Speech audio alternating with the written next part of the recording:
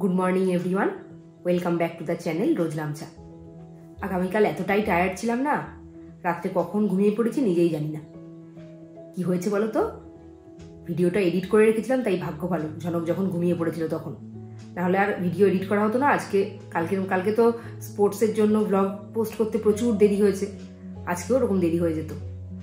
রেন্ডারটা পর্যন্ত করতে পারিনি, রাত্রিবেলা 10:30টায় শুয়েছি, হাত থেকে কখন ফোন পড়ে গেছে ঘুমিয়ে পড়েছি নিজেই জানি না। রেন্ডার করতে পারিনি, অ্যালার্ম দিতে পারিনি, তাও তো সকাল সকাল ঘুমটা ভেঙে গেছে অভ্যাসবশত 6টার মধ্যে, তাই বাঁচোয়া। রাত্রিবেলা ঝনককে দুধ খাওয়াতে পর্যন্ত আমি উঠিনি, রাকেশ কখন উঠে খাইয়েছে আমি জানি না। খুব পরিশ্রম হয়েছে কালকে সারাদিন, মাঠে দৌড় ঝাঁপ, ঝনকেরও হয়েছে আমাদেরও হয়েছে। ঝনকও 9টার মধ্যে ঘুমিয়ে পড়েছে, 8টায় শুয়েছিল কিন্তু 8টায় ঘুমায়নি, 9টার মধ্যে শুয়েছে, এখনো পর্যন্ত ওঠেনি, 7:30 বাজতে চললো। সবাই টানা ঘুমোচ্ছে। আর ওইদিকে রাকেশের কোনো পরিশ্রম নেই জীবনে। ও সকালবেলা স্পোর্টসে গেছে, ওখান থেকে প্রোগ্রামে গেছে, তাও কোনো ব্যাপার না। ওকে যদি রাত্রিবেলা কেউ জাগতে বলে রেগে তুমি কাজ করো, ওর কোনো ব্যাপার না, ও রাত জাগতেও ওস্তাদ, এরকম একটি ব্যাপার। আর সকালবেলা উঠে দেখছি পায়ের মধ্যে কি ব্যথা, কালকে সারাদিন দৌড়ঝাঁপ করেছি না, গোড়ালিগুলো ফেলতে পারছি না, এরকম অবস্থা। ঝনককে আজকে স্কুলে পাঠাবো কিনা এখনো জানি না। স্পোর্টসের পরের দিন সাধারণত স্কুল বন্ধ থাকে, ওদেরও কালকে স্পোর্টস ছিল বলেছি তোমাদেরকে। দুজনকে জিজ্ঞেস করেছি, তারা বলুক, তারপরে ঝনককে রেডি করে স্কুলে পাঠাবো। স্কুল থেকে কোনো নোটিশ এখনো পর্যন্ত পাইনি। চলো আজকের মতো ব্লগটা শুরু করি, দেখতে থাকো আগে কি হচ্ছে।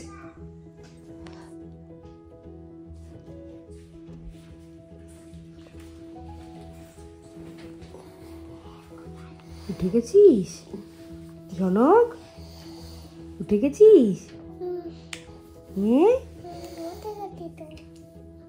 ঘুম ফিনিস? আরো ঘুমবি?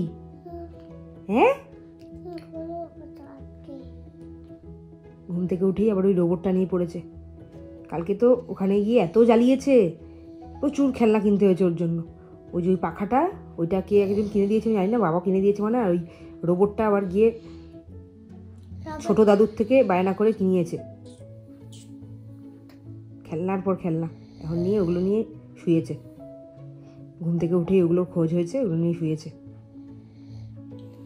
কালকে এমন ঘুমিয়েছি রাত্রিবেলা, সকালে উঠে দেখছি বোতলটা এরকম করে খুলে পড়ে আছে, মুখটা খুঁজে পাচ্ছি না।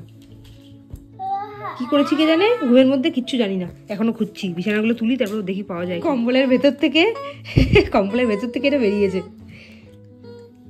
কি অবস্থা, রাত্রিবেলা আমি প্রত্যেকদিন দুধের বোতলগুলো মুছে দুধ ভরে রাখি, শুকনো দুধ। কালকে কি করেছো তুমি রাত্রে? দেখছি হঠাৎ করে সেই রয়েছে, ফোনটা পাশে, ইউটিউবের ভিডিওটা অন হয়ে রয়েছে, তারপর চশমা পরে ঘুমোচ্ছ। আমি চশমাটা খুলে আবার পাশে রেখে তারপরে দুধের বোতলের মুটকিটা হারিয়ে ফেলেছো। মানে যা তা করেছো আর কি, ঘুম পেয়েছে বলে যা ইচ্ছে তাই করেছো, পাগলের মতো ঘুমিয়েছো। আমি জানিও না, তোমাকে খেতে দিয়ে শুলাম, তুমি কখন শুয়েছো আমি জানিও না। সে তো জানি, বুঝতে পারছি। আমি সারাদিন যা পরিশ্রম করি, ওইটুকু ঘুম না হলে। খুবই পরিশ্রম হয়েছে কালকে, যেভাবে দৌড়দৌড়ি স্পোর্টসের মাঠে তো হবেই, ইউটিউব হবেই। আর তারপরে আবার তারপরে প্রোগ্রামে ভাবো একদম টানা অতক্ষণ দাঁড়িয়ে থাকা। তোমার তো কোনো ব্যাপার না, তোমার তো এইসব করে অভ্যাস। হ্যাঁ সেই। তাড়াতাড়ি বাথরুমে যাও, অনেক বেজে গেছে, 8:10। আজকে আমরা লেটে চলছি, আর এটা তো গান শেষ হয় না। বিছানাটা তুলে নিয়েছি, এবার রান্নাঘরে যাই। বিছানাটা তুলে চলে এসেছি বাকি কাজগুলো করতে। এই যে আমি ছানা করেছিলাম, সেই ছানাটাই এখন ছেঁকে নিচ্ছি। আমি ছানার পাউডার কিনে রেখেছি, কিন্তু ছানার পাউডার দিয়ে খুব একটা ছানা করি না। লেবু দিয়ে ছানা করলে মনে হয় ছানাটা বেশি ভালো হয়। লেবু দিয়ে ছানা করলে ছানাটা জমাট বাঁধে ভালো। এটা কিন্তু আমি খাবো না, রাকেশও খাবে না। এটা করেছি আমার শ্বশুরমশাইয়ের জন্য। ডাক্তার ওনাকে বলেছেন যে দুধটার থেকে ছানাটা বেশি খেতে, দুধ খেলে ওনার একটু প্রবলেম হতে পারে বলতে আর কি, হজমের জন্য প্রবলেম হতে পারে। ওই জন্য আমরা ওনাকে খুব একটা সমস্যা না হলে দুধটা দিই না।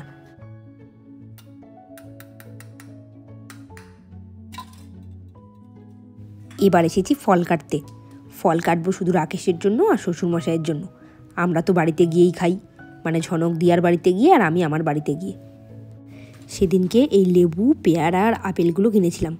পেয়ারা আর আপেলগুলো খুব ভালো ছিল, লেবুগুলো খুব একটা ভালো না, খুব টক, আর কয়েকটা লেবু তো একদম শুকনো, মানে রসই নেই। এটা আমার রোজকার কাজ। আজকে যেহেতু স্নান করিনি, বাড়ি গিয়ে করব, ছুটি আছে বলে, ওই জন্য তোমাদের সাথে ভিডিও করে শেয়ার করছি। এই আপেলগুলোর নাম সেদিনকে রাকেশ বলেছিল কুল আপেল।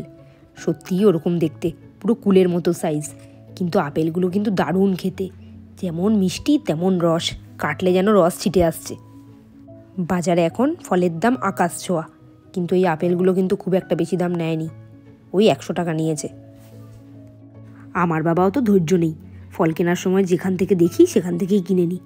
আর রাকেশ আবার খুঁজতে খুঁজতে অস্থির করে দেয়, কোথায় কম দাম, কোথায় ভালো জিনিস পাবে। পেয়ারাগুলো খুব ভালো, একদম বীজ নেই, একদম বারুইপুরের পেয়ারার মতো। কিন্তু বারুইপুরের পেয়ারা তো অনেক দাম, এই পেয়ারাগুলোর দামও কম, ওই 60 টাকা কিলো মতো নিয়েছে। যারা চাকদায় থাকো তারা চিনবে, চাকদার রথতলায় বসন্ত কুমারী স্কুলের ঠিক উল্টো দিকে একজন দাদা ভ্যানে করে এই পেয়ারা নিয়ে রোজই প্রায় বসেন। উনি নাকি পলাশির থেকে আসেন, সকালবেলা 11টা থেকে ওই 7টা-8টা অবধি থাকেন। উনাকে জিজ্ঞেস করাতে উনি বললেন এগুলো। ছুরি দিয়ে পেয়ারা কাটতে সাধারণত খুব প্রবলেম হয়, মনে হয় যে এক্ষুনি হাতটা বোধহয় কেটে যাবে, কিন্তু এই পেয়ারাগুলো তো নরম, বীজ তেমন নেই, তাই খুব সহজেই আমি ছুরি দিয়ে এই পেয়ারাগুলো কাটতে পেরেছি। এতক্ষণ সব ভালো ভালো বলছিলাম, লেবুগুলো কিন্তু মোটেই ভালো না, একদম রস নেই, কেমন শুকনো টাইপের। অবশ্য এখন এই লেবুর টাইম নয়, এখন তো কমলা লেবুর টাইম, এখন মিষ্টি মিষ্টি কমলা লেবু পাওয়া যাচ্ছে। আর যদি কেউ শরবতী লেবু কিনতে যায়, তাহলে সেই ভালো লেবু কিনতে গেলে প্রচুর দাম। বাবা কেনে তাই জানি, পার পিস লেবু 13 টাকা করে কেনে, তাতেও লেবুগুলো খুব একটা বড় না, তবে বেশ রস আছে আর মিষ্টি। সেদিন আমরা কমলা লেবু কিনতেই গেছিলাম, কিন্তু কোনো দোকানে কমলা লেবু পেলাম না। আসলে অনেকটা রাত হয়ে গেছিল, সেই জন্যই বোধহয় পাইনি। আর আমাদের বাড়িতে তো রোজ ফল লাগে, ফল একদম ছিল না, কিনতে হবেই, ওই জন্য বাধ্য হয়ে এই লেবুগুলো নিয়ে এসেছি, কিন্তু খুব একটা ভালো করিনি নিয়ে এসে। রাকেশকে আমি টিফিনে রোজই ফল দিয়ে দিই, ও তো অফিসে থাকে ফল খাওয়ার টাইমটায়, ওই জন্য ফল খাওয়া হবে না যদি না দিয়ে দিই, ওই জন্য কেটে একেবারে রেডি করে দিই, যাতে খেতে কোনো অসুবিধা না হয়। ফল কাটা আমার মোটামুটি কমপ্লিট হয়ে গেছে। তোমরা ভাবছো বাকি ফলগুলো কোথা থেকে পেলাম? কাল রাত্রিবেলা শ্বশুরমশাই পুজো করতে গেছিলেন, উনি কয়েকটা ফল নিয়ে এসেছিলেন, ভাবলাম ফেলবো কেন, দুজনকে ভাগ করে দিয়ে দিই, ওই জন্য দিয়ে দিয়েছি দুজনকে।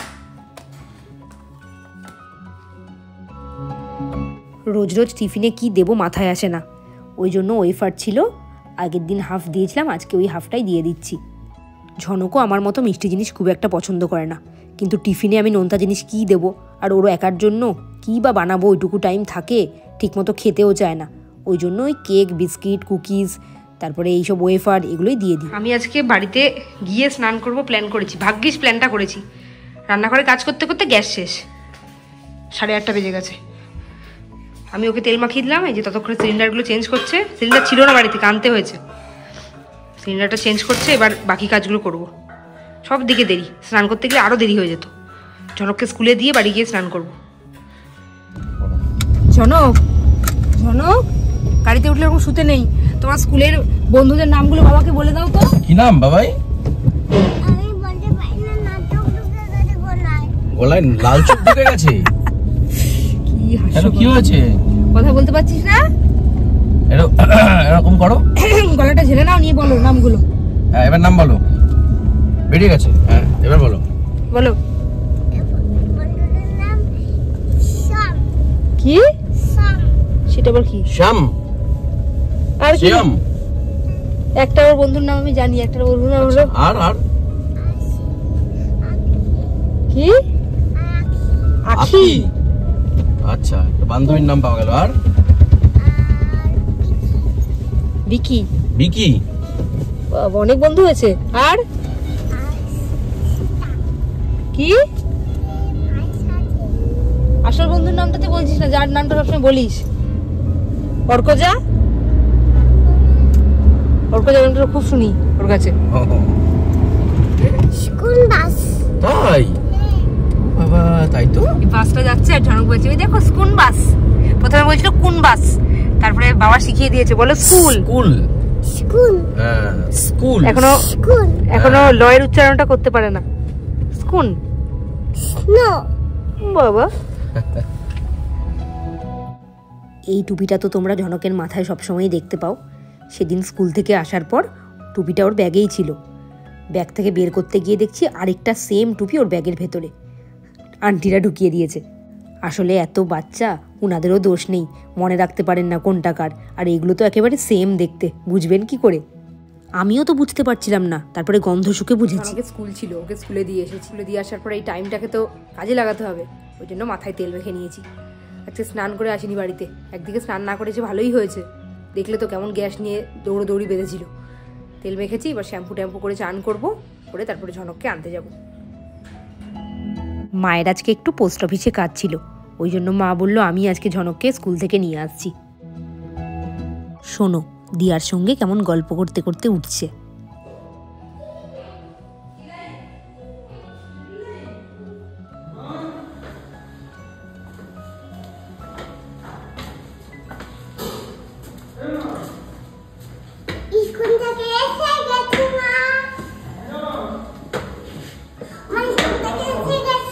এসেই শুরু করে দিয়েছে।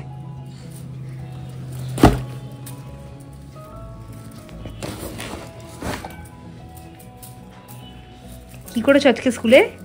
আমি তো বেঞ্চে বসেছি। না, কি লিখেছো? I B C D E F G. Jhanak আজকে আলো থাকতে থাকতেই যাচ্ছে। কোথায় যাচ্ছে বলো তো? পড়তে। তার কারণ বাবা এলেও মেলায় যাবে বাবার সাথে। কত ভালো ছেলে, স্কুল থেকে এলো, এসে খেয়ে ঘুমিয়ে এখন পড়তে যাচ্ছে। এই যে আমরা এসে গেছি বিষ্ণুপুর জাগরণী মেলাতে।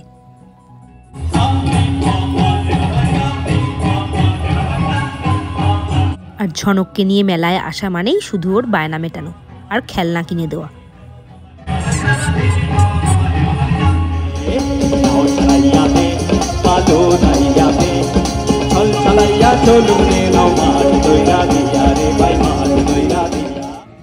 এটা দেখে ঝনক কিন্তু খুব মজা পেয়েছে। আর ঝনক শুধু না, আমিও। মেলায় আসা মানেই পাপড়ি চাট আর আজকে আবার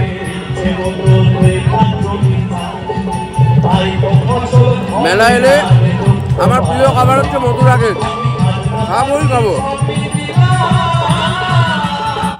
ঝনক একটা গ্যাস বেলুন কেনার জন্য খুব বায়না করেছিল।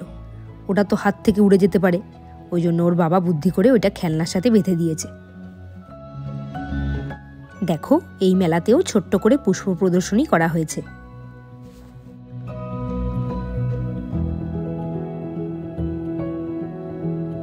গ্যাস বেলুনটা এবার আমি ছেড়ে দেবো।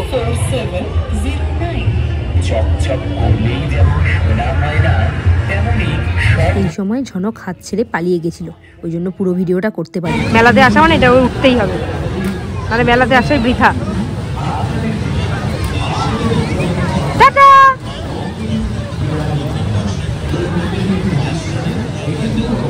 টাটা। বাড়ি ফেরার সময় ঝনক কি গান করছে শোনো।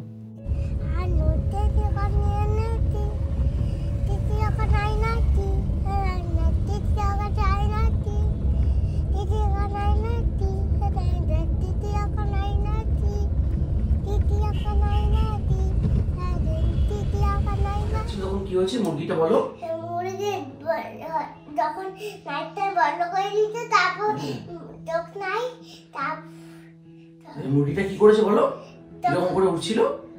তখন মুরগি আর দেখতে পাচ্ছে না, দেখতে যে মুরগি ভূতেতে যে এখন করে উঠতে, হোয়াইট ভূত। তারপরে ব্যাকানা ছিল এটা, এখন করে উঠতে। আচ্ছা, আর মুরগিটা কেমন করে উঠছিল? তারপরে মুরগিটা দৌড়ে বাইরে গেছে, তারপর ভয় পেয়ে গেছে। তারপরে কি হয়েছে? তারপরে দৌড়ে পালিয়ে গেছে। ওই দেখো,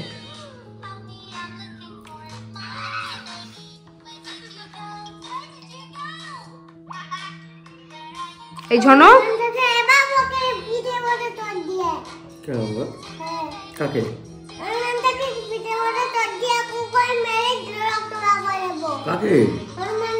কোথায় হনুমান? কি করেছে? কোনো কাজ করছি, করছি, সেগুলো তো দেখাও না সবসময়। যখন আমি কোনো সময় ফোন নিয়ে সারাদিন পর আসলাম, পরশুদিন আমার অনুষ্ঠান, আমি এই যে ফেসবুকে পোস্ট করছি যে আমার অনুষ্ঠানে সবাই আসবেন, এইটা পোস্ট করতে যাচ্ছি, তুমি নিয়ে আবার তোমার যারা ফ্যান ফলোয়ার্স তৈরি হয়েছে তাদেরকে দেখাচ্ছ এই যে মানে আমি সারাদিন এই বাড়িতে বাবাও ফোন নিয়ে বসে আছে, ছেলেও ফোন নিয়ে বসে আছে। সারাদিন আমি খেটে খেটে ফাটিয়ে দিই আর ওর বাবা সারাদিন ফোন নিয়ে বসে থাকে। এই হচ্ছে তোমার বক্তব্য। আর এই যে রাত বিরেতে আমাদের যত কারবার নিশুতি রাতে পেঁচা আমরা 11:35-40। ঠিক আছে 11:35 এবার তুমি গুড নাইট বলো সবাইকে। এই শোনো, গুড নাইটটা বলে দে। না কেন? বলো দাও, বলো গুড নাইট। এদিকে তাকিয়ে। শুভরাত্রি। নাইট শুভরাত্রি। টু